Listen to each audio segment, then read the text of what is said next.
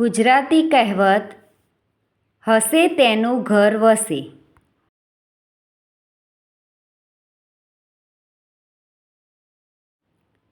હસે તેનું ઘર વસે.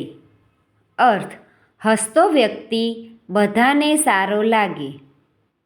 વાક્ય: રોહન, નાની નાની વાતમાં ઉદાસ નહીં થવાનું અને હસતા રહેવાનું.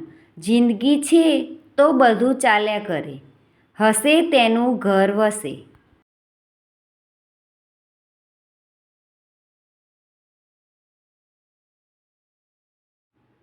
Thank you friends. Please like, share and subscribe.